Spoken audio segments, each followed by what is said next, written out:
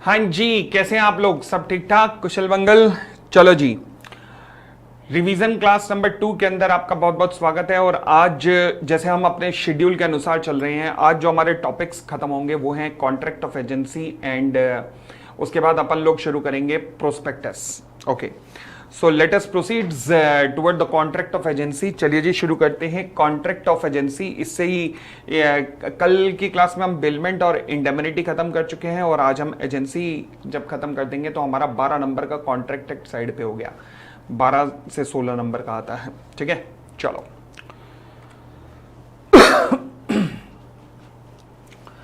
तो चलिए जी, आगे बढ़ते हैं कॉन्ट्रैक्ट ऑफ एजेंसी की तरफ। कॉन्ट्रैक्ट ऑफ एजेंसी सबसे पहले मैं इंट्रोडक्शन की बात करूं तो इसमें एक एजेंट होता है, एक होता है प्रिंसिपल, और दोनों के बीच में एक एजेंसी का कॉन्ट्रैक्ट होता है। अब इसकी खास बात यह है कि यहां पर कंसिडरेशन शुरुआत में नहीं आता। जब एजेंट काम करना शुरू करता है, फॉर एग्जांपल मैंने स्टेप नंबर 1 किसी को अपना एजेंट बनाया, तो जरूरी नहीं उसको कमीशन भी उसी दिन पे कर दूंगा। कमीशन कब पे होगी? जब वो काम करना शुरू करेगा। क्या ये पॉसिबल है? उसने काम कभी किया ही नहीं, यस, तो इसलिए कमीशन कभी मिलेगी नहीं, ये वेरी मच पॉसिबल है। तो इसलिए यहां पर कंसिडरेशन लेटर ऑन आता है, कॉन्ट्रैक्ट बनते हुए नहीं। ठीक है जी। Rule on which the agency is based. हाँ जी, पूरा एजेंसी कौन से रूल के ऊपर बेस्ड है? एमसीक्यू पर्पज से ये सवाल पूछा जा सकता है, ध्यान रखना, एमसीक्यू पर्पज से रेलेवेंट बनता है कि एजेंसी कौन से रूल पर बेस्ड है। अरे क्या हो रहा है ये? हाँ जी, एजेंसी कौन से रूल पे बेस्ड है? तो रूल है क्वी फेसिट पर एलियम फेसिट पर से, मतलब जो व्यक्ति किसी एजेंट के थ्रू काम कर रहा है, इसका मतलब वो खुद ही काम कर रहा है। एक और रेलेवेंट चीज यहां बनती है, वो है ट्रू टेस्ट ऑफ एजेंसी। कब माना जाता है कि एजेंसी है? वो कब माना जाता है? जब एक व्यक्ति के पास capacity to bind the principal है, मतलब अपनी हरकतों से वो प्रिंसिपल को लायबल ठहरा सकता है, and make him answerable to the third party, मतलब अपनी हरकतों से वो किसी प्रिंसिपल को, अपने किसी बॉस को, थर्ड पार्टी को लायबल ठहरा सकता है। Okay, whether he can establish the privity of a contract between the principal and third party, मतलब वो ये प्रूव कर सकता है कि कॉन्ट्रैक्ट बेशक उसने किया है, मगर कॉन्ट्रैक्ट हुआ किसके बीच में है? Between a principal and third party, यानी कि he is acting on behalf of the principal, so original contract take place between a principal and third party only। तो अगर ये दोनों कंडीशन यस है, मतलब एक पार्टी अपनी हरकतों से प्रिंसिपल को लायबल ठहरा रही है और जो वो कॉन्ट्रैक्ट कर रहा है, उस कॉन्ट्रैक्ट का मतलब है कि प्रिंसिपल और थर्ड पार्टी के बीच में कॉन्ट्रैक्ट हो रहा है। अगर दोनों क्वेश्चन का आंसर यस है तो इसका मतलब ट्रू टेस्ट ऑफ एजेंसी है, मतलब वहां पर एजेंसी रिलेशनशिप एग्जिस्ट करती है। और आगे बढ़ते हैं, फिर कहता है essential of a contract of agency में एक एग्रीमेंट होना चाहिए। एग्रीमेंट एक्सप्रेस भी हो सकता है, इंप्लाइड भी हो सकता है। इंप्लाइड कैसे होगा देखते हैं। फिलहाल कॉन्ट्रैक्चुअल कैपेसिटी, कॉन्ट्रैक्चुअल कैपेसिटी में कहता है कि हर वो व्यक्ति जो कि एज ऑफ मेजॉरिटी का होगा, माइनर नहीं होगा मतलब, और जो साउंड माइंड का होगा, वही केवल एजेंट को एम्प्लॉय कर सकता है। यानी कि इसको देखकर तो पता लग रहा है कि यानी कि प्रिंसिपल की कैपेसिटी टू कॉन्ट्रैक्ट होना बहुत ज़्यादा ज़रूरी है। किसकी? प्रिंसिपल की कैपेसिटी टू कॉन्ट्रैक्ट होना बहुत ज़्यादा ज़रूरी है। ठीक है, आगे क्या एजेंट माइनर हो सकता है? इसने तो प्रिंसिपल के बारे में लिखा है। हाँ, एजेंट माइनर हो सकता है। तो फिर अब होगा कि अगर एजेंट माइनर है तो माइनर होने का मतलब क्या होगा कि एजेंट लायबल ही नहीं होगा प्रिंसिपल को। देखो, वैसे प्रिंसिपल अपनी हरकतों के लिए, एजेंट अपनी हरकतों के लिए प्रिंसिपल को लायबल होता है, परंतु अगर एजेंट माइनर है तो वो तो लायबल ही नहीं होगा ना भैया। फिर तो चले कंसिडरेशन, अगर मैं कंसिडरेशन की बात करूं तो कोई भी कंसिडरेशन नहीं रिक्वायर्ड जिस टाइम एजेंसी बनाई जाती है, तो कंसिडरेशन लेटर ऑन पिक्चर में आता है। फिर contract, privity of contract between principal and third party. देखो जी, बेशक एजेंट कॉन्ट्रैक्ट करवा रहा है कस्टमर से, बट एजेंट किसके बिहाफ पर काम करता है? प्रिंसिपल। तो एक्चुअल में कॉन्ट्रैक्ट किसके बीच में होता है? प्रिंसिपल एंड कस्टमर के बीच में। तो इसलिए यानी कि उसके द्वारा किए गए काम से क्या प्रिंसिपल लायबल रहता है थर्ड पार्टी को? यस। तो इसलिए पर्सनल कॉन्ट्रैक्ट किसके बीच में होता है? प्रिंसिपल एंड थर्ड पार्टी के बीच में ही होता है। Agent is personally liable to the principal. अगर देखो एजेंट ने अपनी अथॉरिटी को एक्सीड किया, फॉर एग्जांपल मान लीजिए मैंने अपने एम्प्लॉय कुंदन को कहा कि कुंदन मेरी तबीयत ठीक नहीं है, मेडिसिन ला दे। वो मेडिसिन के साथ साथ मेरी क्रियाकर्म का सामान भी ले आया और सवाल उठा, मैंने कहा कि ये के सामान कितने का? कहने लगा सर मेडिसिन तो 50 रुपए की है, क्रियाकर्म का सामान 2000 रुपए का है। तो क्या मैं 2000 रुपए के सामान के लिए लायबल हूं? नहीं, मैं लायबल नहीं हूं। क्यों? क्योंकि उसने, एजेंट ने अपनी अथॉरिटी को एक्सीड कर दिया है, और जब एजेंट अपनी अथॉरिटी को एक्सीड कर देगा, मतलब जो काम उसे कहा गया है वो उसके एक्स्ट्रा भी फालतू में काम करने लग गया है, तो प्रिंसिपल इज नॉट लायबल, तो वहां पर एजेंट पर्सनली लायबल हो जाएगा। परंतु अगर एजेंट माइनर हुआ तो he is not liable at all, मतलब वो पर्सनली लायबल नहीं है। ठीक है, आगे, who may be an agent. Agent कौन बन सकता है? लॉ कहता है any person may become an agent but no person who is not of the age of majority and of sound mind can become an agent.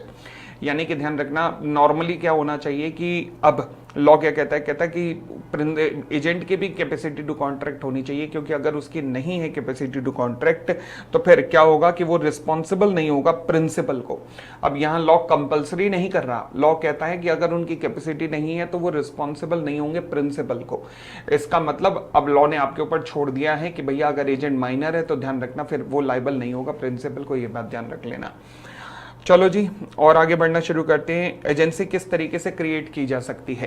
तो हम, एक तो तरीका होता है कि एक्सप्रेस एजेंसी, मतलब बोल कर या लिख कर, जैसे नॉर्मली कॉन्ट्रैक्ट क्रिएट होता है तो वैसे ही एजेंसी क्रिएट कर सकते हो बाय द एक्सप्रेस एग्रीमेंट। और एक होता है इम्प्लाइड एजेंसी।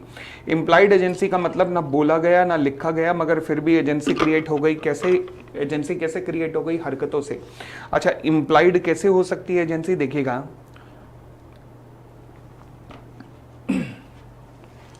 कैसे हो सकती है? हम कहते हैं agency by estoppel. For example, मान लीजिए मेरे को क्लासेस लेने के लिए कहीं हॉल नहीं मिल रहा था, तो मेरा जो एजेंट है कुंदन, वो गया एक हॉल के ओनर के पास। मैं भी सामने खड़ा था और मेरे सामने कह रहा है कि ये अपने पोपली सर है, इन्हें हॉल चाहिए आपका रेंट पर।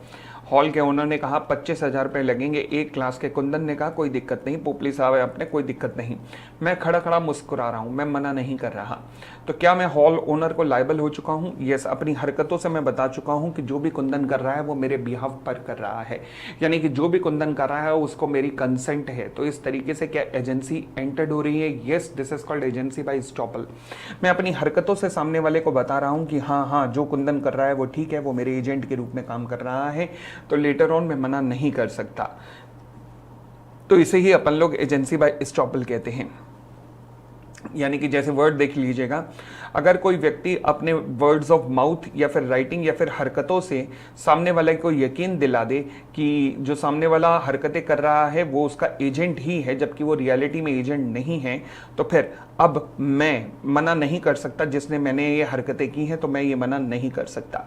अब एजेंसी बाय एस्टॉपल के लिए कुछ कंडीशन सेटिस्फाई होनी जरूरी है। पहला, principal must have made a representation, मतलब प्रिंसिपल ने हरकतें की हों।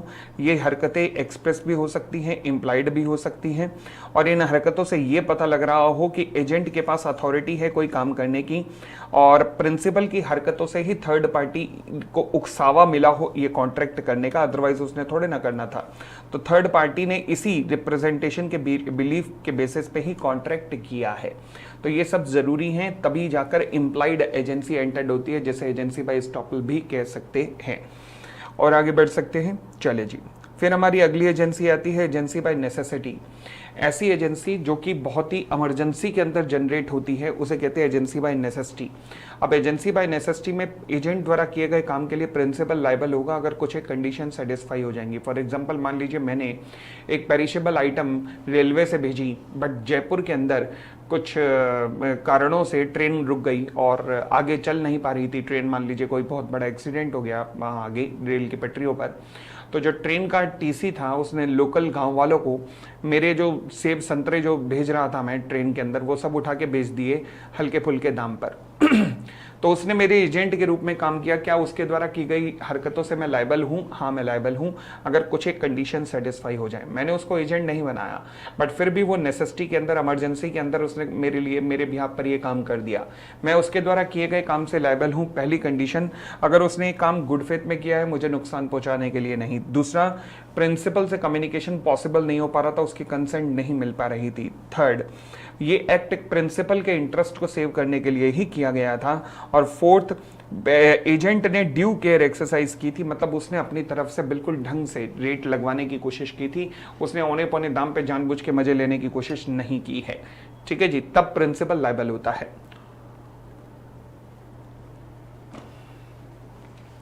नेक्स्ट पॉइंट आता है एजेंसी बाय रेटिफिकेशन। इसका मतलब क्या है? इसका मतलब ये है कि मान लीजिए मेरे साले साहब का अगर डिनर ऑर्गेनाइज करना है मैंने, और मैंने होटल ताज के अंदर अगर बुकिंग करनी थी उसके लिए अपने साले साहब के लिए, परंतु मैं बुकिंग नहीं कर रहा था, तो इतने में मेरे पड़ोसी जाके मेरे बिहार पर बुकिंग करवा के ले आया। सवाल उठा, मैंने पड़ोसी को कहा था कि जाके बुकिंग करा होटल ताज के अंदर, डिनर की बुकिंग करा नहीं, बट वो फिर भी चौधरी बन के करा के आया। सवाल उठा, अब मेरे पास दो ऑप्शन है, क्या मैं अपने पड़ोसी के द्वारा किए गए काम को या तो हाँ कर दूं या ना कर दूं। अगर मैंने हाँ कर दिया तो होगा क्या कि मतलब मेरे पड़ोसी ने मेरे बिहाफ पर काम किया है और मैंने उसे हाँ कर दिया। इसे कहते हैं एजेंसी बाय रेटिफिकेशन। रेटिफिकेशन का मतलब होता है कि आपके बिहाफ पर एज एन एजेंट कोई व्यक्ति काम कर चुका है और अब आप उसे उस काम के लिए अपनी कंसेंट प्रोवाइड कर रहे हैं, तो इसे कहते हैं एजेंसी बाय रेटिफिकेशन। अब एजेंसी बाय रेटिफिकेशन के लिए कुछ कंडीशंस जरूरी होनी चाहिए। पहला, जो हरकत की गई है वो प्रिंसिपल के बिहाफ पर की गई है, प्रिंसिपल एग्जिस्टेंस में है तभी रेटिफिकेशन हो सकता है, अदरवाइज नहीं। से फॉर एग्जांपल मान लीजिए कंपनी एग्जिस्टेंस में अभी आई नहीं है, कंपनी के बिहाफ पर कंपनी के प्रमोटर्स कॉन्ट्रैक्ट कर रहे हैं कंपनी के जन्म से पहले।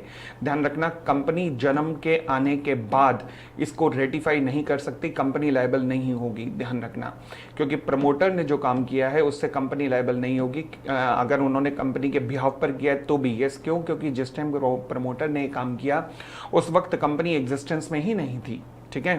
Third, contractual capacity. हाँ जी, कॉन्ट्रेक्चुअल कैपेसिटी का मतलब है कि जो एजेंट काम करके आ रहा है उसकी कॉन्ट्रेक्चुअल कैपेसिटी, प्रिंसिपल की कैपेसिटी टू कॉन्ट्रैक्ट होनी चाहिए। जब ये काम किया जा रहा है तो प्रिंसिपल की कैपेसिटी टू कॉन्ट्रैक्ट होनी चाहिए। दूसरी बात, full knowledge of the principal. जो भी काम एजेंट करके आया है उसकी पूर्ण नॉलेज अगर वो प्रिंसिपल को देता है तभी प्रिंसिपल लायबल होगा, अदरवाइज लायबल नहीं होगा। Only lawful act can be ratified.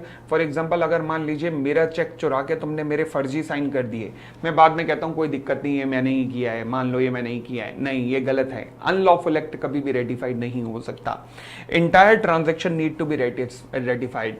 For example, अगर मेरा एजेंट गया और होटल में होटल ताज की बुकिंग करा के लाया, मेरा पड़ोसी अगर एज ए एजेंट गया, और मान लीजिए मैं कहता हूं कि नहीं भाई जितना भी बिल आएगा उसका 50% मैं दूंगा, बस 50% से ज्यादा नहीं दूंगा। लॉ कहता है ऐसा नहीं होता। अगर आपने रेटिफिकेशन किया तो मतलब रेटिफिकेशन पूरा ही है। फिर रेटिफिकेशन कभी आधा अधूरा नहीं होता, रेटिफिकेशन फिर पूरा ही होता है। तो अगर आपने कोई भी रेटिफिकेशन किया तो वो रेटिफिकेशन ऑफ फुल ही माना जाएगा। क्या माना जाएगा? Ratification of full transaction. ठीक है।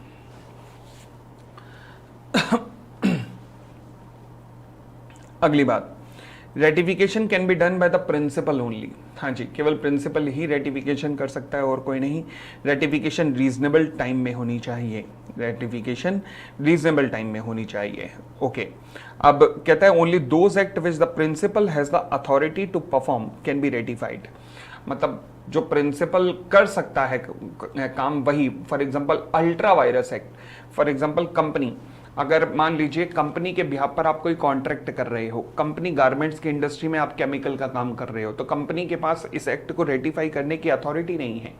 तो यानी कि वही एक्ट रेटिफाई हो सकते हैं जिनको रेटिफाई करने की अथॉरिटी प्रिंसिपल के पास हो। अगर आप कंपनी के बिहाफ पर कोई भी कॉन्ट्रैक्ट कर रहे हो तो वो करो ना जो कंपनी कर सकते हैं, मतलब उसके ऑब्जेक्ट क्लॉज के अंदर हो, उसके ऑब्जेक्ट क्लॉज से बाहर मत हो। ठीक है, चलिए next point, agents authority in an emergency. अब ये वही हो गया, एजेंसी इन नेसेसिटी वही हो गया, कोई अलग नहीं है पॉइंट। आता है ड्यूटीज ऑफ एन एजेंट। हाँ जी, एजेंट की क्या क्या ड्यूटी होती है? पहली बात, रीजनेबल केयर। तो एजेंट, तुम्हारे पास प्रिंसिपल की चीज पड़ी है तो तुम reasonable care and diligence exercise करोगे, और तुम्हारी लापरवाही की वजह से अगर प्रिंसिपल को नुकसान होता है तो तुम भरपाई भी करोगे। Agent would be personally liable to him. Execution of mandate. Mandate का मतलब होता है डायरेक्शन। तो प्रिंसिपल की तरफ से अगर कोई भी डायरेक्शन इशू की गई है तो तुम उसका पालन करोगे, उसको अवॉइड नहीं करोगे। जैसे यहां पर क्या हुआ था कि प्रिंसिपल ने एजेंट को कहा कि भैया ये जो मेरा स्टॉक है ना इसका इंश्योरेंस करवा दे। एजेंट ने कहा जी हो जाएगा, ठीक है जी, और प्रीमियम वगैरह भी इसने प्रिंसिपल से काट लिया कि मैं इसका इंश्योरेंस करा रहा हूँ, बट नहीं कराया। The goods were lost in an explosion, तो क्या एजेंट लाइबल होगा? हाँ, क्योंकि आपने प्रिंसिपल के मैंडेट का पालन नहीं किया है। ये अपने आप में केस स्टडी में आ सकता है, और केस लॉ भी ध्यान रखना, पन्नालाल जानकीदास वर्सेस मोहनलाल के नाम से। अच्छा क्वेश्चन आंसर इस पर पूछा जा सकता है। Agent's duty to communicate with the principal, अगर आपको कुछ भी समझ नहीं आ रहा तो ये रिस्पॉन्सिबिलिटी बनती है कि आप प्रिंसिपल से पहले पूछो, उसकी सजेशन लो कि मुझे क्या करना चाहिए इस केस में। Direction of principal and use of diligence, मतलब कभी भी काम कर रहे होगे तो अपना दिमाग लगा के काम करोगे, प्रिंसिपल का नुकसान करवाने के लिए काम मत करना। Not to act at his own, ये इंपॉर्टेंट है, ये अपने आप में पेपर में आ सकता है, ध्यान रखना। एक ऊपर वाला आ सकता है पन्नालाल वाला केस, और एक ये अपने आप में आ सकता है। कभी वो ऐसे नहीं पूछेगा define the different duties of the agent, वो हमेशा इनमें से किसी एक पॉइंट को पूछेगा, और इस सारे पॉइंट्स में 2 पॉइंट्स बनते हैं जिन पे केस स्टडी बन सकती है, एक वो जो सेकंड वाला और एक 6th वाला। हाँ जी, कहता है agent must not act at his own account while dealing with the third party, तो थर्ड पार्टी को ये नहीं दिखाएगा कि हाँ जी मैं ही, ये गुड्स मेरी हैं, ये नहीं दिखाएगा, तो कभी भी अपने अकाउंट पे डील नहीं करेगा। अच्छा, right of the principal when the agent deals on his own account, तो क्या होगा? अगर मान लीजिए एजेंट अपने अकाउंट पे डील कर लेता है तो फिर प्रिंसिपल का राइट क्या होगा? देखिएगा, जैसे कि ए ने डायरेक्शन दी बी को कि ए की ना प्रॉपर्टी वगैरह बेच दो, बी ने कहा जी कोई दिक्कत नहीं है। बी ने ये प्रॉपर्टी खुद खरीद ली सी के नाम पर, आप किसी दोस्त को बुलाया सी के नाम से और एक्चुअल में खरीदी खुद। अच्छा, ए को जब ये पता लगा कि बी ने ये लैंड खुद खरीदी है तो क्या ये इस कॉन्ट्रैक्ट को मना कर सकता है? यस। अगर बी ने ये बात छुपाई ए से कि वही खरीद रहा है प्रॉपर्टी, तो ए इस कॉन्ट्रैक्ट को मना कर सकता है। क्यों? क्योंकि दोनों के बीच में प्रिंसिपल एजेंट का रिलेशनशिप है। तो इसलिए right of the principal when the agent deal in his own account, तो एजेंट के पास अथॉरिटी रहती है कि वो कॉन्ट्रैक्ट को रेपुडेट कर सकता है, प्रिंसिपल के पास अथॉरिटी रहती है कि वो कॉन्ट्रैक्ट को रेपुडेट कर सकता है, और अगर वो ये प्रूव कर पाए कि हाँ जी एजेंट ने उससे ये चीजें छुपाई थी। ठीक है, अगली बात, principal right to benefit gained by the agent dealing on his own account. पता लगा ये प्रॉपर्टी जो है बी ने ली सी के नाम पे, इसको आगे बेच दी, अब इसको आगे बेच दी और प्रॉफिट कमाया, तो जो प्रॉफिट कमाया है वो सारे का सारा तुझे प्रिंसिपल को लौटाना भी पड़ेगा। तो पहली बात, कॉन्ट्रैक्ट अवॉइड हो सकता है, और दूसरी बात, जो एजेंट ने इस ट्रांजैक्शन से प्रॉफिट कमाया वो सारा प्रॉफिट भी प्रिंसिपल को लौटाना पड़ेगा। तो इसलिए ये कॉन्सेप्ट बड़ा ही इंपॉर्टेंट बनता है पेपर के लिए, क्योंकि जब भी ऐसा आए कि एजेंट अपने नाम से डील कर रहा है तो 215 और 216 का एप्रोप्रिएट संगम जरूर लिख के आना। इसके केस स्टडीज बहुत ही रेलेवेंट हैं, तो वो मैं करवाऊंगा केस स्टडीज, अभी इसकी एक क्लास के अंदर इसकी केस स्टडीज में एजेंसी की डिस्कस करूंगा, बहुत रेलेवेंट बनती है पेपर के लिए, ध्यान रखना। ठीक है, नेक्स्ट, सीक्रेट प्रॉफिट। हाँ जी, ये भी इंपॉर्टेंट है, ध्यान रखना कि एजेंट कोई भी सीक्रेट प्रॉफिट कमाने की कोशिश नहीं करेगा, प्रिंसिपल से पूछे छुपाकर कोई भी सीक्रेट प्रॉफिट नहीं कमाएगा। से फॉर एग्जांपल, आपने प्रिंसिपल को कहा कि मैंने आपकी लैंड बेच दी है 2 करोड़ में, जबकि लैंड एक्चुअल में 2.5 करोड़ में बेची थी, नहीं, और अगर सीक्रेट प्रॉफिट कमाया है तो वो सारे का सारा उसे लौटाना पड़ेगा प्रिंसिपल को। नो डेलीगेशन, ध्यान रखना, प्रिंसिपल से पूछे बिना कोई भी डेलीगेशन आप नहीं करोगे, मतलब अपनी जो ड्यूटी है वो किसी और को डेलीगेट नहीं करोगे, और अगर आप करते हो तो फिर आप ही रिस्पॉन्सिबल होगे जिसको आपने डेलीगेट किया है, मतलब सब एजेंट। जैसे अगर आपने प्रिंसिपल से पूछे बिना किसी सब एजेंट बना दिया तो आप ही सब एजेंट की हरकतों के लिए लायबल हो, प्रिंसिपल लायबल नहीं है किसी को भी। No disclosure of information to the outsider, अगर आपके पास कुछ सीक्रेट्स हैं प्रिंसिपल के धंधे के तो आप उसको आउटसाइडर्स को लीक नहीं करोगे। No disclosure and render the true account, proper account जो है प्रिंसिपल को या फिर उसके मरने के बाद उसके लीगल रिप्रेजेंटेटिव को प्रॉपर अकाउंट, मतलब वाउचर्स वगैरह सब कुछ सरेंडर करोगे, सब कुछ प्रॉपर उनको प्रेजेंट करोगे। फिर आता है राइट्स ऑफ एजेंट। एजेंट के पास रेम्युनरेशन रिसीव करने का अधिकार होता है, बिल्कुल होता है, जो भी एग्रीमेंट में लिखा होता है वो रेम्युनरेशन रिसीव करने का अधिकार होता है। परंतु अगर मान लीजिए एजेंट ने अपने काम करने में कोई मिसकंडक्ट किया है, कोई जालसाजी की है, कोई फ्रॉड किया है, तो उसे वहां की रेम्युनरेशन नहीं मिलेगी। अब ध्यान रखना, इन दोनों को मिलाकर एक अच्छी केस स्टडी बन सकती है। अगली बात, राइट ऑफ लियन, ये बहुत इंपॉर्टेंट पॉइंट है। राइट ऑफ लियन, क्या एजेंट के पास राइट ऑफ लियन होता है? हाँ, राइट ऑफ लियन होता है। लियन लियन का मतलब होता है किसी और के गुड्स पे अधिकार रखना।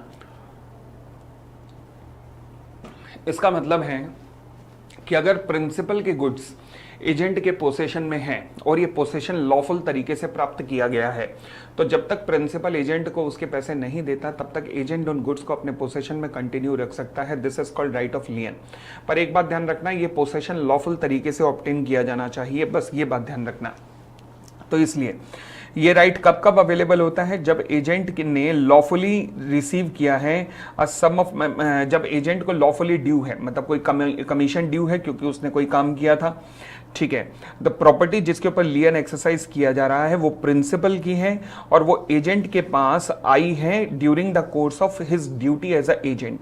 इसका मतलब अगर उसने गलत तरीके से प्रॉपर्टी उठाई है प्रिंसिपल की तो फिर लियन एक्सरसाइज नहीं किया जा सकता, वो लियन एक्सरसाइज नहीं किया जा सकता। तो लियन कब एक्सरसाइज किया जा सकता है? दो कंडीशन होनी चाहिए। पहला, जो एजेंट ने परफॉर्म किया है काम और उसके लिए जो उसका लॉफुल ड्यू बनता है उस मनी की रिस्पेक्ट में लियन एक्सरसाइज कर रहा है, और प्रिंसिपल की एसेट पे लियन एक्सरसाइज कर रहा है और वो एसेट जो उसने लॉफुल तरीके से ऑब्टेन की है during the course of the business, but किसी अनलॉफुल तरीके से प्रिंसिपल से ऑब्टेन नहीं की है। Next, when this right is lost, right of लियन कब लॉस्ट हो जाता है? जैसे ही पोसेशन छूटा तो लियन भी छूटा। अच्छा, दूसरी बात, एजेंट कई बार अपने इस राइट को वेव करता है कि कोई दिक्कत नहीं, पैसे आ जाएंगे, कोई दिक्कत नहीं, अभी नहीं दे रहा तो बाद में दे देगा। और तीसरा, जब agent's lien is subject to the contract to the contrary है, मतलब कॉन्ट्रैक्ट के अंदर ही प्रिंसिपल और एजेंट के बीच में कॉन्ट्रैक्ट में लिखा हुआ है कि एजेंट किसी भी हालत में पोजीशन रखेगा ही नहीं, चाहे पेमेंट में डिले हुआ फिर भी नहीं रखेगा। ओके, फिर क्या हो सकता है? कुछ भी नहीं। फिर तीसरा अधिकार है एजेंट का राइट ऑफ इंडेमिनिटी। अच्छा, अगर मान लीजिए एजेंट को कोई भी लॉस होता है, लॉस इन द सेंस कि बिजनेस को परचेस करके सेल करने में कोई भी लॉस हुआ, अगर प्रिंसिपल ने कहा सस्ते दाम पर बेच दे और महंगे दाम पर परचेस की थी, तो फिर जो भी लॉस हुआ उसकी लॉस की भरपाई वो प्रिंसिपल से ही करेगा। ठीक है जी। Right of indemnification against the act done in the good faith, कुछ भी जो उसने प्रिंसिपल के बिहाफ पर गुड फेथ में किया है, ऑन द इंस्ट्रक्शन, सबसे important on the instruction of the principal किया है, तो कुछ भी अगेन लॉस होता है तो वो लॉस की भरपाई करने का अधिकार वो प्रिंसिपल से रखेगा। ठीक है जी। परंतु अगर मान लीजिए उसने कोई काम ऐसा किया है कि जो लॉ का उल्लंघन करके, क्रिमिनल एक्ट करके किया, फॉर एग्जांपल मान लीजिए आपने किसी को लुढ़का दिया, आपने किसी को गोली मार दी, आपने किसी के घर को आग लगा दी, प्रिंसिपल ने आपको कहा है चिंता मत कर, अगर ऐसा भी कुछ भी हुआ तो मैं तेरी भरपाई करूंगा। नहीं, ऐसा नहीं हो सकता। यानी कि अनलॉफुल एक्ट का रेटिफिकेशन या इंडेमनिफिकेशन कभी नहीं हो सकता, तो वहां पे आपको कुछ नहीं मिलेगा, एजेंट वहां पर कुछ नहीं मिलेगा। फिर non liability of employer of the agent to do a criminal act है जी। क्रिमिनल एक्ट के लिए ध्यान रखना, एजेंट ऐसा नहीं होगा कि तुम प्रिंसिपल को कहो कि प्रिंसिपल लायबल है, कांड तुमने ही किया है, वो भी लायबल होगा मगर तुम भी लायबल हो। आगे बढ़ते हैं। Right of retain out of the sum received on the principal's account, क्या ये पॉसिबल है कि मान लीजिए एजेंट ने माल बेचा 1 करोड़ रुपए का, उसकी कमीशन थी 10 लाख रुपए, 10 लाख रुपए रख के 90 लाख रुपए वो कमीशन वो प्रिंसिपल को लौटा दे? हाँ, बिल्कुल उसके पास ये राइट बनता है कि अपना कमीशन रखे और कमीशन रखने काटने के बाद बाकी जो अमाउंट है वो अमाउंट लौटा सकता है किसको? प्रिंसिपल को। ठीक है जी। चले, फिर कहता है right to compensation for injury caused by the principal's neglect. हाँ जी, अगर मान लीजिए प्रिंसिपल की लापरवाही से प्रिंसिपल इंस्ट्रक्शन नहीं दे पाया, जिस वजह से मान लीजिए कुछ नुकसान हो गया एजेंट का, तो फिर प्रिंसिपल से भरपाई उस काम में भी की जा सकती है। हाँ, अब यहाँ पर कौन कौन से कॉन्सेप्ट के ऊपर क्वेश्चन बन सकते हैं मैं बता देता हूँ। एक एक नंबर के क्वेश्चन इन सब पे बन सकता है, कोई भी इनमें से कोई भी पॉइंट एक एक नंबर पे पूछा जा सकता है। लियन अपने आप में 4 नंबर का सवाल बन सकता है, रेम्युनरेशन अपने आप में 2 नंबर का सवाल बन सकता है, बस सबसे इंपॉर्टेंट लियन का है। और फिर राइट ऑफ इंडेमनिटी अपने आप उसके बारे में भी पूछ सकता है कि इंडेमनिटी से रिलेटेड अधिकार क्या है, ध्यान रखना ABC ये तीनों पूछ सकता है। तो लियन, इंडेमनिटी, ये सुपर डुपर इंपॉर्टेंट बनते हैं इस कॉन्सेप्ट में से।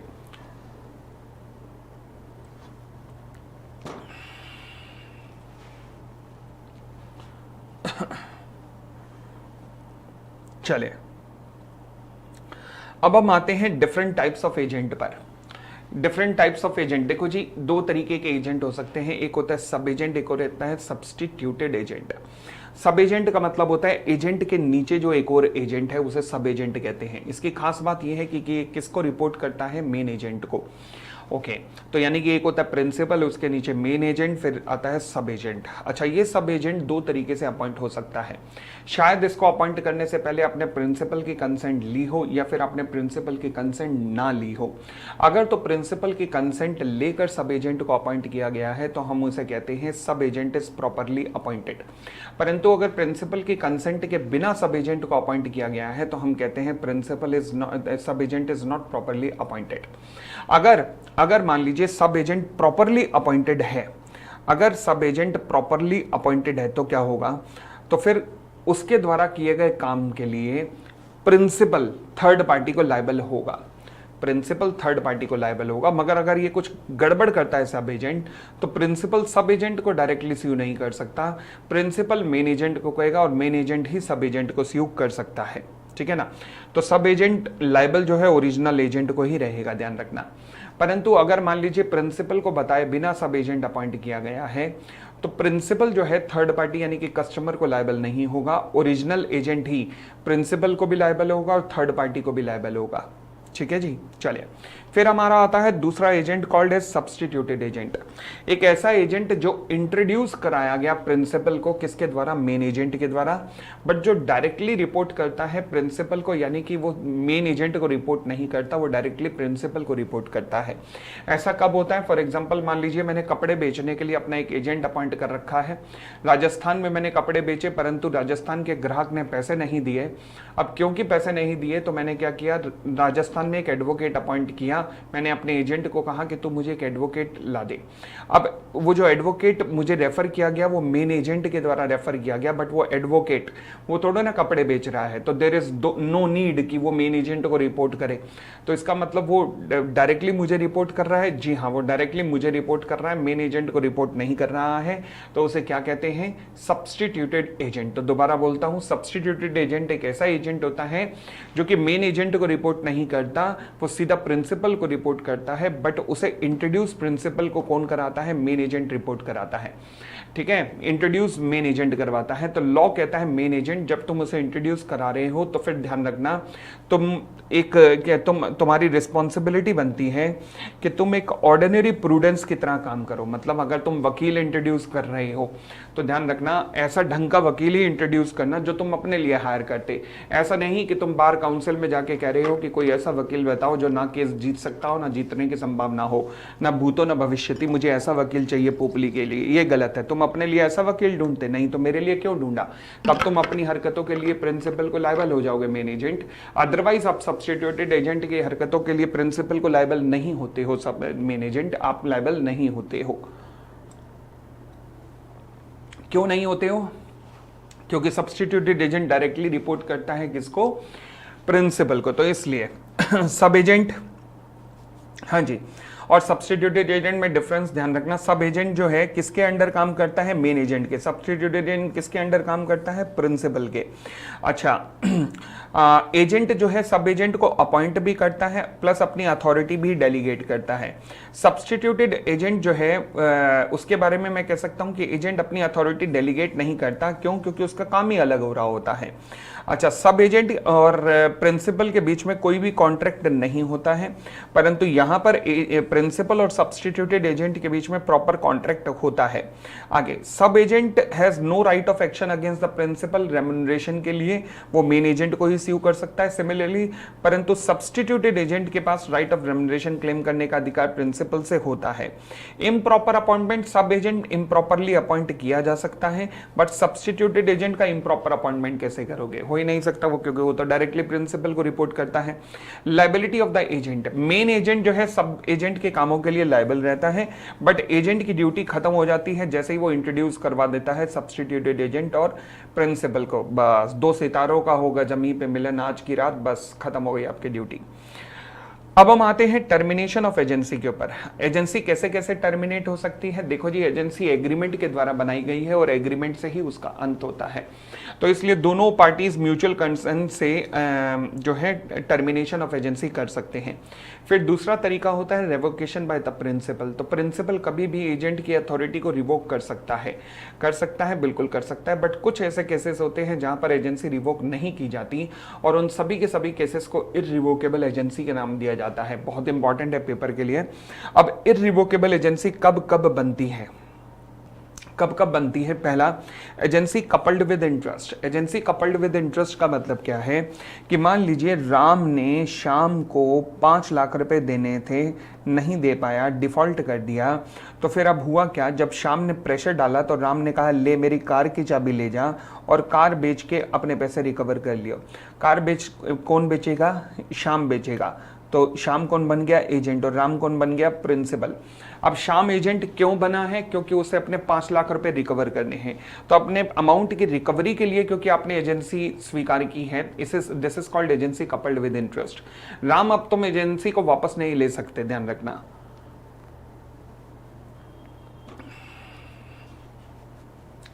ठीक है जी, तो यहां पर एजेंसी को वापस नहीं लिया जा सकता है। ओके, दूसरी बात, अगर मान लीजिए एजेंट ने पर्सनल खर्चा कर दिया है, फॉर एग्जांपल प्रिंसिपल ने कहा कि हाँ जी ये सामान खरीद ले, एजेंट ने खरीद लिया, अब इसके बाद एकदम प्रिंसिपल ने कहा एजेंसी रिवोक नहीं हो सकता क्योंकि एजेंट खर्चा करके बैठा हुआ है। Third, way the agent has partly exercise his authority. Agent ने माल परचेज करके बेचना था, परचेज कर लिया, सेल करने से पहले एजेंसी रिवोक हो गई, नहीं हो सकती क्योंकि he has already partly exercise his authority. Where the agency was for a fix period. मान लीजिए ये जितनी आप होंडा की डीलरशिप या मारुति की डीलरशिप देखते हैं जिनमें कारें खड़ी होती हैं, तो ये 5-5, 10-10 साल की डीलरशिप होती हैं। क्या इनको समय से पहले विड्रॉ किया जा सकता है? बिल्कुल भी विड्रॉ नहीं किया जा सकता क्योंकि ये फिक्स पीरियड की होती हैं, ठीक है ना। अदरवाइज आपको कंपनसेशन देनी पड़ेगी एज अ प्रिंसिपल। हाँ जी, compensation for revocation by the principal. अगर मान लीजिए समय से पहले प्रिंसिपल एजेंसी को रिवोक करना चाहता है तो फिर उसे कंपनसेशन देनी पड़ेगी एजेंट को। नोटिस ऑफ रिवोकेशन हाँ जी, अगर मान लीजिए प्रिंसिपल आप क्या करना चाह रहे हो, अथॉरिटी को रिवोक करना चाह रहे हो, तो अथॉरिटी को रिवोक करने से पहले प्रॉपर नोटिस सर्व करना किसको? एजेंट को, कि हाँ जी मैं अपनी अथॉरिटी को रिवोक करने जा रहा हूं, तो उसे एक प्रॉपर नोटिस सर्व करना। अदरवाइज आपको कंपनसेशन देनी पड़ेगी। अगेन एजेंट को कोई भी नुकसान हुआ है उसकी कंपनसेशन आपको देनी पड़ेगी। अच्छा, ऊपर वाले केसेस में तो आप रिवोक कर ही नहीं सकते ना, बट अदरवाइज भी रिवोक करना चाहते हो तो भी एक जायज नोटिस सर्व करना, ये कहना चाह रहा है। अब हमने 2 केसेस किए। पहला केस हमने किया जब एग्रीमेंट के द्वारा दोनों पार्टीज टर्मिनेट कर देती हैं। दूसरा हमने कहा जब प्रिंसिपल अपनी अथॉरिटी को रिवोक कर देता है। अब हम तीसरी सिचुएशन पे आते हैं जब एजेंट ही रिनाउंस कर देता है अपनी अथॉरिटी को, यानी कि एजेंट जो है अपनी एजेंसी को रिनाउंस कर देता है कि मुझे एजेंसी करनी नहीं है। तो एजेंट भी किसी वक्त भी रिनाउंस कर सकता है, हाँ, परंतु उसे भी प्रिंसिपल को एक प्रॉपर नोटिस देना पड़ेगा। यानी कि अगर आप रिनाउंस करना चाहते हो, वापस करना चाहते हो, तो प्रॉपर आप एक नोटिस सर्व करोगे प्रिंसिपल को कि हाँ जी मैं आगे नहीं चलना चाहता। तो यानी कि reasonable notice of renunciation is necessary. Yes, length of the notice कितनी होगी वो डिपेंड करेगा दोनों के बीच में कॉन्ट्रैक्ट पे, या फिर कोई रीजनेबल नोटिस दिया जाना चाहिए। अगर मान लीजिए एजेंट प्रॉपर नोटिस दिए बिना ही कोई रिवोक करता है तो प्रिंसिपल को होने वाले नुकसान के लिए कौन लायबल होगा? ये एजेंट ही रिस्पॉन्सिबल होगा। ठीक है जी।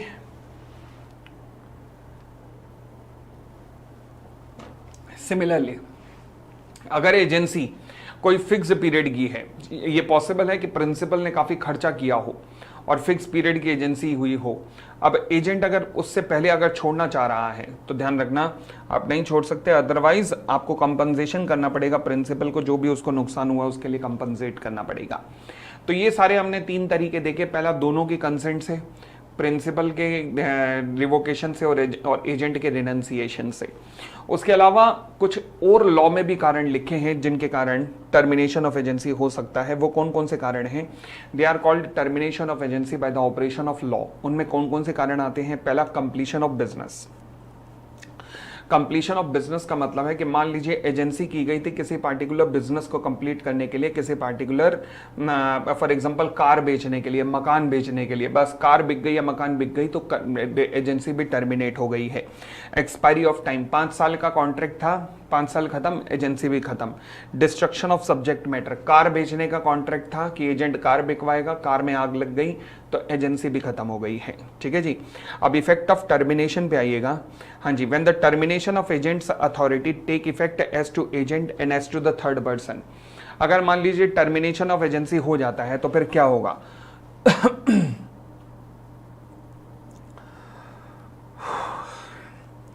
क्या कहता है जी? Effect of termination. अच्छा कॉन्सेप्ट है, ध्यान से देखिएगा। When the termination of agent's authority take effect as to the agent and as to the third person. कहता है जी termination of the authority of an agent does not so far as regard the agent take effect, so far as regard the agent, जहां तक agent का सवाल है, take effect before it become known to him. Termination तब तक नहीं होगा जब तक एजेंट को इस बारे में पता ना हो, और so far as regard the third person before it become known to them. तो यानी कि वो थर्ड पार्टी भी तब तक लायबल नहीं होगी जब तक उन्हें इस बात का पता हो। तो ध्यान रखना, टर्मिनेशन कब माना जाएगा? जब एजेंट को भी इस बात का पता हो और थर्ड पार्टी को भी इस बात का पता हो। अगर थर्ड पार्टी को इस बात का नहीं पता कि एजेंसी टर्मिनेट हो चुकी है, तो क्या थर्ड पार्टी प्रिंसिपल को स्यू कर सकती है? हाँ, तो इसलिए थर्ड पार्टी को भी बताना जरूरी है कि एजेंसी रिलेशनशिप टर्मिनेट हो चुका है, और एजेंट को भी बताना जरूरी है। और आगे बढ़ते हैं। अदरवाइज प्रिंसिपल आपको स्यू किया जा सकता है। फिर agents duty on the termination of agency by the principles death और इंसैनिटी। तो अगर मान लीजिए प्रिंसिपल की डेथ हो गई है, प्रिंसिपल पागल हो गया है, तो एजेंट तुम्हारा कर्तव्य क्या बनता है? तुम्हें ऑल रीजनेबल स्टेप्स लेने पड़ेंगे for the protection and preservation of the interest entrusted to him. यानी कि जो भी तुम्हारी रिस्पॉन्सिबिलिटी सौंपी गई है, ट्रू अकाउंट रेंडर करो। एजेंट को टर्मिनेशन, एजेंसी टर्मिनेट करते हुए सब कुछ सच्चा सच्चा ईमानदारी से बना के दे दो वहां पर। ठीक है जी। नेक्स्ट पॉइंट फिर आता है टर्मिनेशन ऑफ सब एजेंट्स अथॉरिटी। सब एजेंट्स की अथॉरिटी। हाँ जी, अगर मान लीजिए termination of authority of an agent causes the termination of the authority of all सब एजेंट अपॉइंटेड बाय हिम। यानी कि एजेंट टर्मिनेट तो सारे सब एजेंट भी टर्मिनेट हो जाएंगे, ऑब्वियसली सारे सब एजेंट भी टर्मिनेट हो जाएंगे।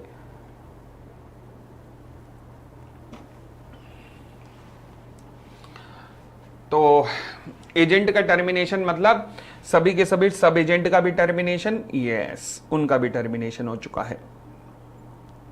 Next point, circumstances where the agent can be held personally liable.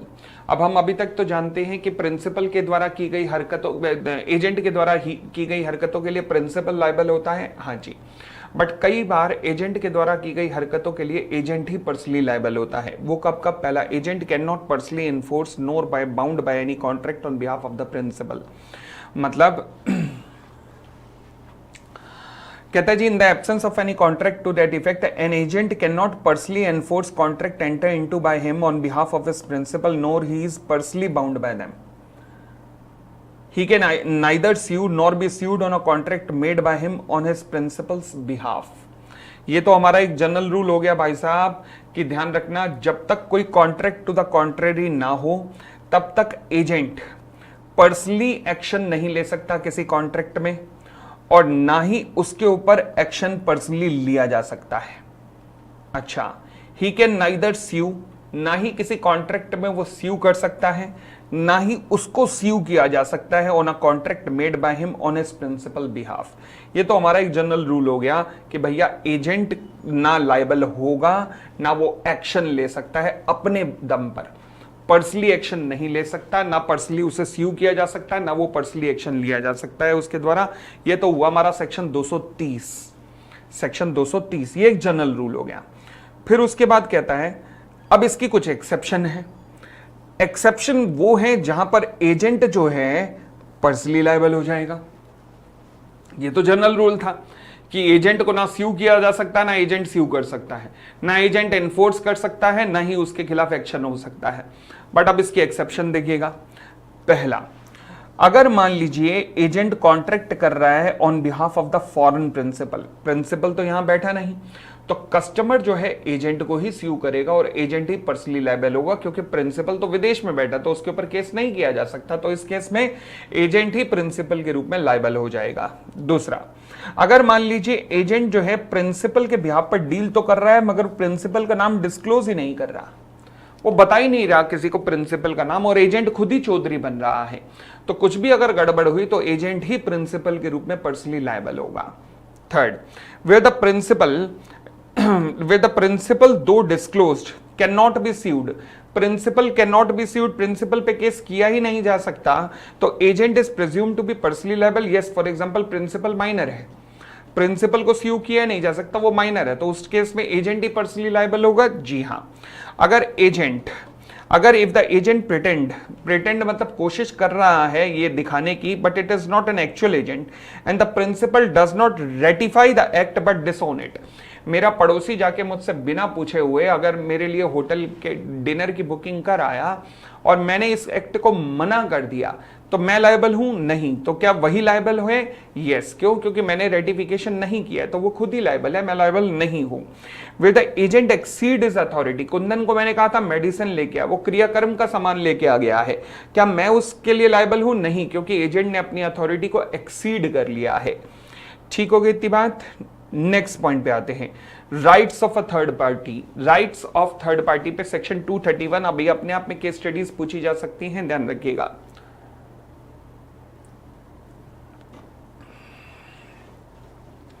कहता है जी, rights of parties to a contract made by the undisclosed agent. Okay, क्या मतलब है इसका? देखिएगा, घटना क्या घटी, ये शाहरुख खान वाला सीन याद आता है मुझे, जब उन्हें कौन सा था स्टेडियम, वानखेड़े स्टेडियम में एंट्री करने से मना कर दिया गया था। ए मान लीजिए टिकट ले लेता है, मान लीजिए ए नाम का बंदा टिकट लेता है, एजेंट है, किसके लिए? इंडिया वर्सेस पाकिस्तान के मैच के लिए, इंडिया वर्सेस पाक। ये टिकट ली जा रही है फॉर पी, प्रिंसिपल के लिए। अच्छा, पी जो है वो बैन था, was not allowed to enter stadium, तो इसलिए उसने ए को कहा प्रिंसिपल, क्योंकि P was not allowed to enter into a stadium, उसके पास्ट के कुकृत्य ऐसे रहेंगे, उटपटांग काम ऐसे रहे होंगे कि उसको अलाउ नहीं थी एंट्री स्टेडियम में, तो उसने ए को कहा कि मेरे यहाँ पे टिकट खरीद ले। अब मैनेजमेंट कमेटी को तो नहीं पता था, बट उन्हें जैसे ही बाद में पता लगा, क्या वो मना कर सकते हैं? Yes, management committee can refuse P. Yes, ये है सेक्शन 231। पढ़िए, राइट ऑफ पार्टीज, मतलब थर्ड पार्टी की बात कर रहे हैं, मैनेजमेंट कमेटी की, to a contract made by undisclosed agent. कहता है इफ द एजेंट कॉन्ट्रैक्ट करता है with a person who neither knows nor has a reason to suspect that is an agent, उन्हें बिल्कुल भी शक नहीं है कि वो एजेंट के रूप में काम कर रहा है, तो इस प्रिंसिपल में require the performance of the contract. तो प्रिंसिपल कह सकता है कि मैं करूंगा कॉन्ट्रैक्ट, मतलब मैं एंटर करूंगा स्टेडियम में, but the other contracting party, but जो मैनेजमेंट कमेटी है, उनका प्रिंसिपल के अगेंस्ट में अधिकार वही का वही रहेगा जो उनका अधिकार एजेंट के रूप में होता कि अगर एजेंट ही प्रिंसिपल होता। मतलब मैनेजमेंट कमेटी जो है वो पी के खिलाफ वही एक्शन ले सकती है जो कि ए के खिलाफ लेती। अगर ए के खिलाफ भी एक्शन लेती, ए ने टिकट परचेज की है, उनको नहीं पता कि ये टिकट पी के लिए परचेज की गई है, तो जो उनका राइट ए के अगेंस्ट था, क्योंकि ए ने टिकट परचेज की है, वही राइट अब पी के अगेंस्ट हो जाएगा। ठीक हो गई इतनी बात? चलिए नेक्स्ट पॉइंट, कहता है performance of contract with the agent suppose to be the principal. Performance of the contract with the agent suppose to be the principal, section 232। अब ये क्या कहता है, देखिएगा ये क्या कहता है। कहता है जी मान लीजिए ये ए है, ये बी है, ए जो है एजेंट है ऑफ बी फॉर ₹50,000। ओहो, एजेंट मत कहो, इसे कहो डेटर कहो, डेटर है बी का, यानी कि ए ने बी को 50,000 रुपए देने हैं। अच्छा, अब हुआ क्या, ए ने बी को राइस बेचे 1 लाख रुपए के।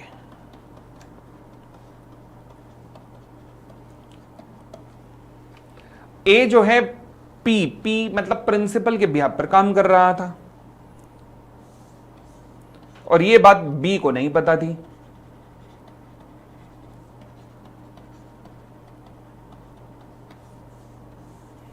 ऑन बिहाफ ऑफ पी बेचे हैं, बी वॉज नॉट अवेयर। तो बी ने क्या किया, 50,000 लेने थे, 1 लाख रुपए के राइस लिए, 50,000 काट के 50,000 वापस कर दिए। अब पी चिल्लाता हुआ आया कि नहीं नहीं, मुझे तो 1 लाख वापस दो, ये तुम्हारे दोनों के बीच का मामला है। भाई बी फॉर बॉम्बे कहेगा मुझे नहीं पता, मुझे नहीं पता, मैंने तो एजेंट से खरीदे हैं, तो इसलिए मैं तो अपना काट कूट के दूंगा। अब ये तुम दोनों के बीच किया है, मुझे बताया गया होता या तो पहले कि ये एजेंट है, इसने तो बताया नहीं, तो फिर मैं क्या करूं। Where one person make a contract with another, neither knowing nor having reasonable ground to suspect that other one is an agent. The principal, if he require the performance of contract, can only obtain such performance subject to the right and obligation between the agent and other party. तो agent और other party के बीच में, यानी कि ए और B के बीच में जो आपस के राइट एंड लायबिलिटी थे, उनको एडजस्ट करने के बाद जो नेट अमाउंट बनता है, प्रिंसिपल वही रिकवर कर सकता है बस।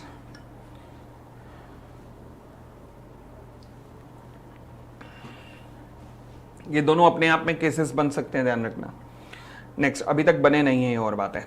Option to third person sue the agent और द प्रिंसिपल। हाँ जी, कहता है right of person dealing with the agent personally liable. Okay, अगर मान लीजिए एजेंट पर्सनली लायबल है उन सारे केसेस में, तो person dealing with him may hold या तो उसको या फिर उसके प्रिंसिपल को भी लायबल ठहरा सकता है उन सभी केसेस में। फॉर एग्जांपल, अगर मान लीजिए फॉरेन एज प्रिंसिपल के बिहाफ पर काम कर रहे हो, मैं अगर फॉरेन प्रिंसिपल के ऊपर भी केस करना चाहता हूं, कर सकता हूं, मगर मैं चाहूं तो अगर मैंने कहा जी कौन विदेशों में केस करेगा, तो मैं एजेंट के ऊपर इंडिया में केस कर देता हूं। तो वो दोनों ऑप्शन है। तो अगर मान लीजिए उन सभी केसेस में जहां एजेंट पर्सनली लायबल है, तो थर्ड पार्टी के पास ऑप्शन है कि वो एजेंट को भी स्यू कर सकती है और प्रिंसिपल को भी स्यू कर सकती है, ध्यान रखना, ठीक है। और आगे बढ़े, next point, consequences of inducing the agent or principal to act on the belief that principal or agent will be held exclusive liable। अगर मान लीजिए थर्ड पार्टी कॉन्ट्रैक्ट करती है एजेंट के साथ और ये कहकर कि एजेंट एजेंट एजेंट चिंता मत कर, मैं तेरे ऊपर तो केस करूंगा ही नहीं, मैं प्रिंसिपल के ऊपर ही केस करूंगा, तो तुम प्रिंसिपल एजेंट के ऊपर केस कर ही नहीं सकते। सिमिलरली अगर तुम प्रिंसिपल को कहते हो मैं तुम्हारे ऊपर तो केस करूंगा ही नहीं, मैं तो एजेंट के ऊपर करूंगा, तो प्रिंसिपल के ऊपर केस कर ही नहीं सकते। तो यही लिखा, where a person who has made a contract with any agent induces the agent to act upon the belief that principal only will be held liable। अगर वो एजेंट को उकसा रहा है कि चिंता मत कर, तू लायबल नहीं होगा, प्रिंसिपल ही लायबल होगा, और induces the principal to act upon the belief that agent only will be held liable, he can not afterward hold both the agent और द प्रिंसिपल रिस्पेक्टिवली लायबल। मतलब अगर आप कह रहे हो कि मैं तो प्रिंसिपल पे केस करूंगा, तो प्रिंसिपल पे केस करो, अगर आप कह रहे हो एजेंट पे केस करूंगा, तो एजेंट पे ही केस करो फिर। तो चले, तो ये हमारा था कॉन्ट्रैक्ट ऑफ एजेंसी। अभी बस थोड़ा सा रह गया position of principal in relation to third party. अब वो प्रिंसिपल की पोजीशन थर्ड पार्टी के रिलेशन पे क्या है बता रहा है, कहता है liability of the principal for the act with in an authority of the agent. अगर एजेंट कोई भी ऐसा काम करता है जो विद इन हिज अथॉरिटी है, तो उसके द्वारा किए गए काम के लिए क्या प्रिंसिपल थर्ड पार्टी को लायबल है? जी हाँ, लायबल है, तो principal shall be liable. Second, liability of the principal when the agent exceed his authority. मैंने कहा था मेडिसिन लॉ, वो लाया क्रियाकर्म का समान, क्या मैं लायबल हूं? नहीं। तो अगर एजेंट अपनी अथॉरिटी को एक्सीड करता है, तो principal shall not be liable for the act of the agent. Third, liability of the principal inducing the believe that the agent's unauthorized act were authorized. अगर मान लीजिए प्रिंसिपल जो है सामने वाली पार्टी को यकीन दिलाता है कि ये जो काम कर रहा है एजेंट मेरी तरफ से ऑथराइज तो नहीं है, बट फिर भी कोई दिक्कत नहीं है, तो फिर प्रिंसिपल थर्ड पार्टी को लायबल होगा। ये सभी स्टॉपल वाला केस किया था ना, कि मैं खड़ा हुआ मुस्कुरा रहा हूं और मैं कुंदन मेरे बिहाफ पर हॉल का कॉन्ट्रैक्ट फिक्स कर दिया है, मैं मुस्कुरा रहा हूं, तो क्या मैं लायबल हूं? लॉ कहता है हाँ, आप लायबल हो, आप लायबल हो।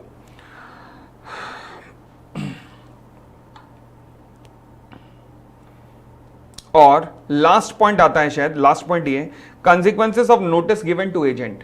अगर कोई भी एजेंट को नोटिस दिया जाता है, फॉर एग्जांपल एजेंट को क्रेडिटर जो है माल बेचते हुए एजेंट को कह देते हैं कि भैया प्रिंसिपल को बता दियो कि माल इस बार इंफीरियर क्वालिटी का है, एजेंट फिर भी परचेज कर लेता है, मगर ये नहीं बताता बात प्रिंसिपल को। तो ध्यान रखना, प्रिंसिपल भाई तुम तो लायबल हो क्रेडिटर को, क्यों? क्योंकि तुम्हारा एजेंट उन्होंने एजेंट को इन्फॉर्म कर दिया था, और एजेंट को नोटिस देना मतलब प्रिंसिपल को नोटिस देना। ठीक हो गई थी बात? आगे, principal liability for the agent's fraud और मिसरिप्रेजेंटेशन और टॉर्ट्स। ध्यान रखना, अगर एजेंट कोई भी थर्ड पार्टी के साथ कोई फ्रॉड वगैरह करता है तो उसके लिए प्रिंसिपल लायबल है, हाँ, अगर वो काम उसने अपनी अथॉरिटी के अंडर रह के किया है। परंतु अगर एजेंट ने अथॉरिटी के बाहर निकल के कुछ किया है, फॉर एग्जांपल प्रिंसिपल गारमेंट्स में डील करता था, एजेंट्स ने गारमेंट्स बेचने में फ्रॉड वगैरह किया है तो प्रिंसिपल लायबल है। परंतु एजेंट ने कंप्यूटर वगैरह बेचने में फ्रॉड किया है तो प्रिंसिपल वहां लायबल नहीं है। ठीक है, चलिए जी। तो ये हमारा पूरे का पूरा कॉन्ट्रैक्ट ऑफ एजेंसी था। इसके क्वेश्चन आंसर्स भी मैं ही कर